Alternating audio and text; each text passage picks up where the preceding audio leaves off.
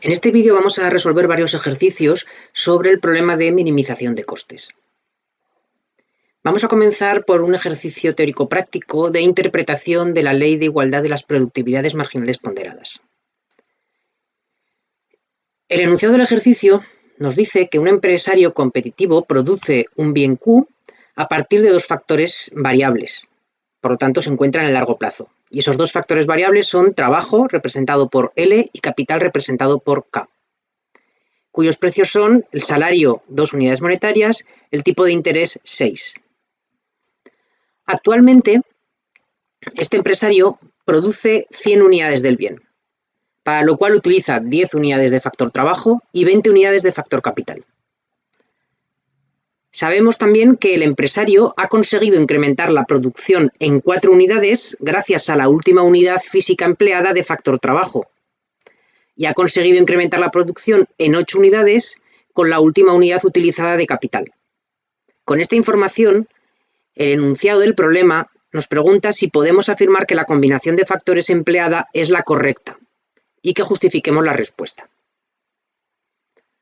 Para poder responder a esta pregunta, debemos analizar si el empresario está produciendo de acuerdo a las condiciones que determinan que minimice el coste. Y una de esas condiciones es el cumplimiento de la Ley de Igualdad de las Productividades Marginales Ponderadas.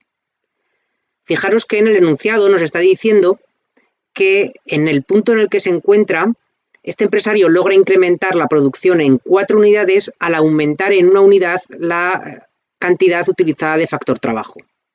Este 4, por lo tanto, es la productividad marginal del factor trabajo.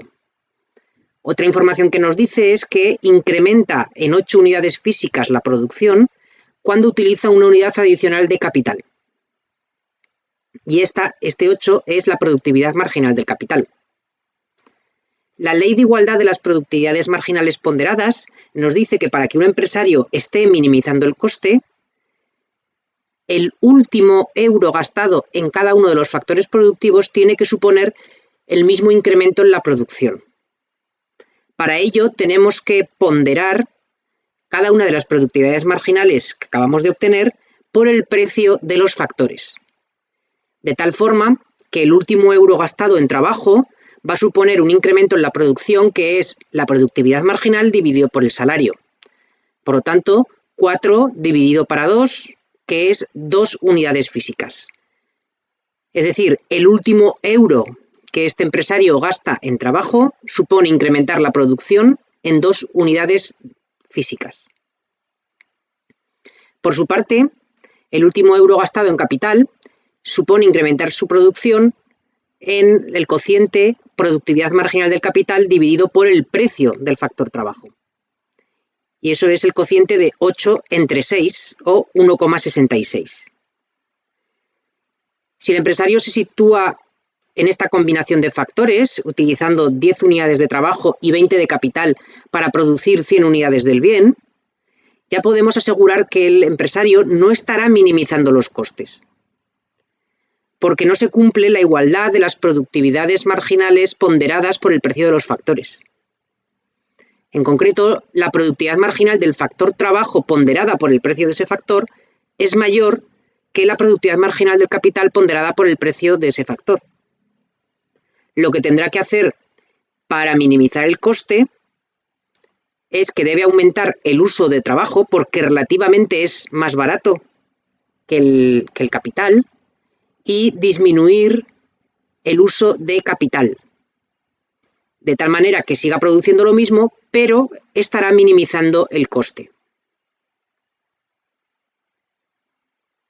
Otro problema que resolveremos en la siguiente transparencia es que nos dan una función de producción, Q es igual a trabajo elevado a un medio por capital elevado a un medio, es la típica función de producción tipo Cobb-Douglas.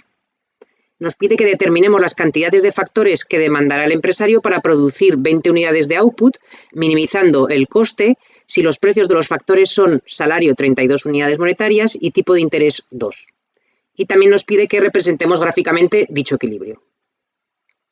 Antes de pasar a resolver este ejercicio, mencionar 2 casos especiales muy parecidos a los que vimos en el caso de la teoría del consumo y en los que podremos resolver el equilibrio gráficamente y a partir de esa resolución gráfica derivar la solución analítica.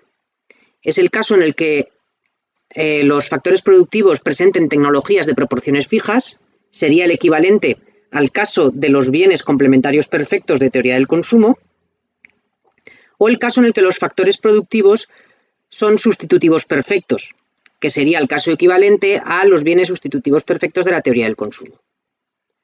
Por lo tanto, partiendo de esa resolución que hicimos en su momento ya para la teoría del consumo, utilizando el mismo tipo de instrumentos, podéis vosotros resolver por vuestra cuenta y pensar cómo serían los equilibrios a los que se llega en el caso de este tipo especiales de tecnologías. Y ahora sí, vamos a resolver numéricamente el enunciado que veíamos de un empresario que tiene esta función de producción, L elevado a 1/2 por K elevado a 1/2, y que nos piden que determinemos las cantidades de factores de equilibrio para minimizar el coste de producir 20 unidades de output. A partir del problema de minimización del coste sujeto a la restricción tecnológica, hemos obtenido en los vídeos de teoría dos condiciones matemáticas.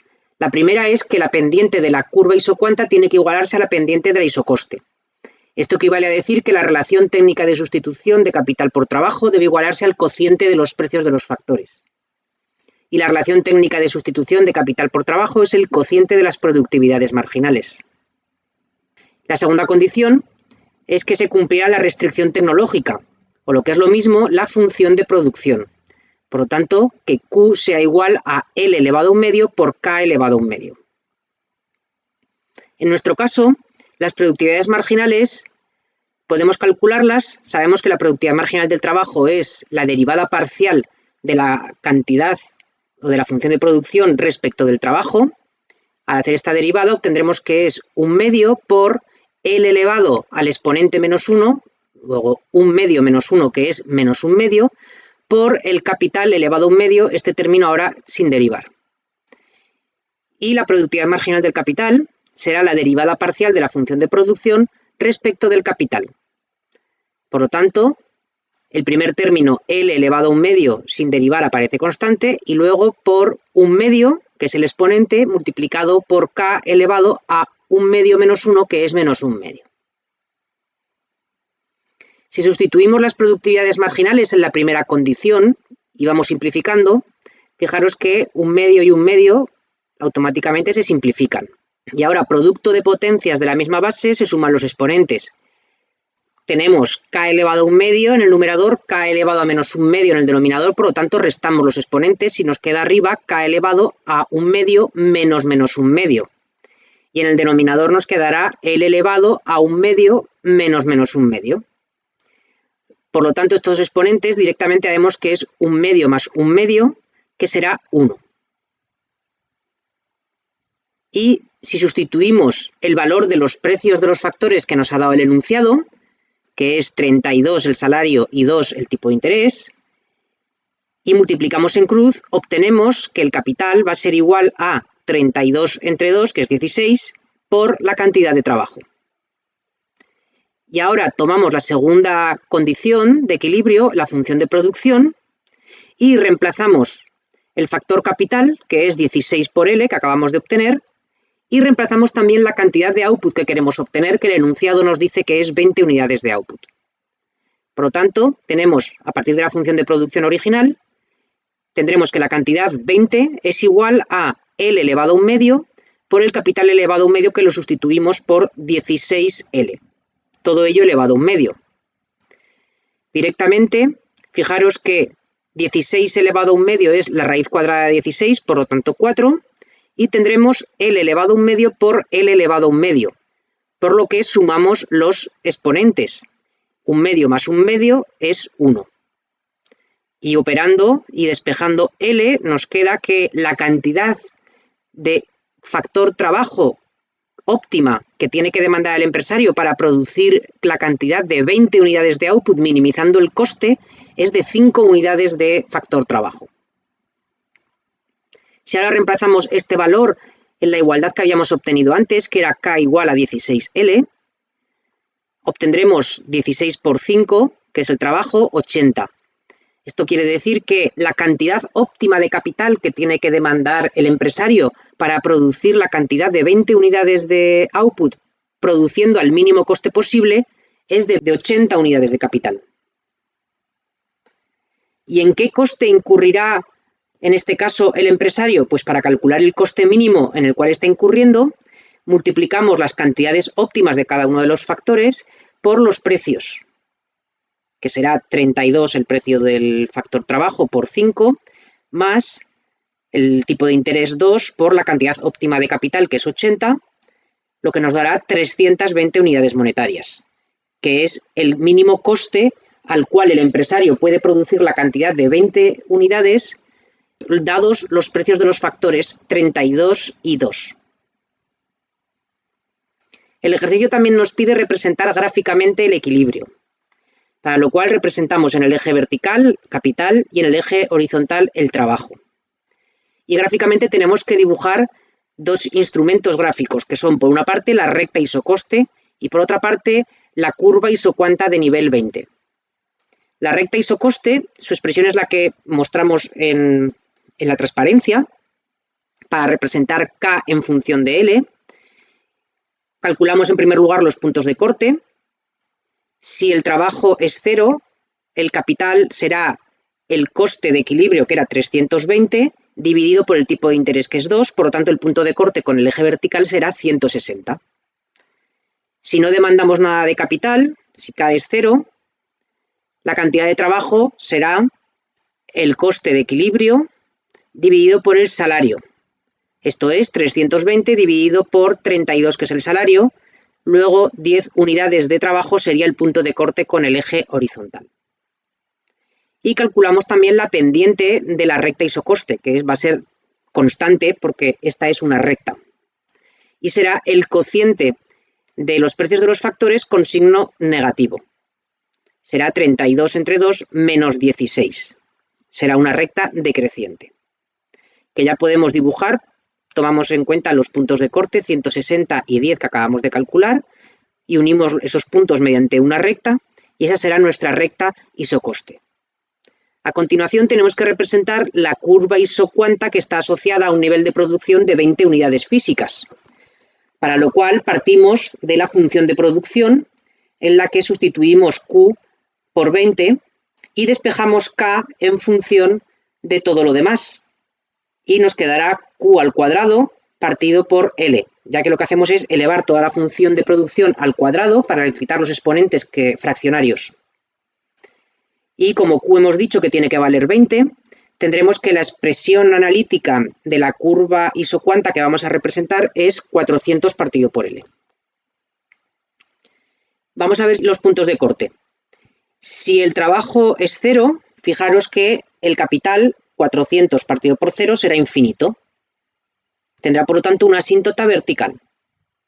Y el otro punto de corte, si el capital es 0, si despejáis L, también tendréis 400 entre K. Luego 400 entre 0, también infinito. Tendrá una asíntota horizontal. Esto quiere decir que esta curva isocuanta nunca cortará a ninguno de los dos ejes. Si calculamos la primera derivada, es la derivada de un cociente, por lo tanto será menos 400 dividido por el denominador al cuadrado, L cuadrado.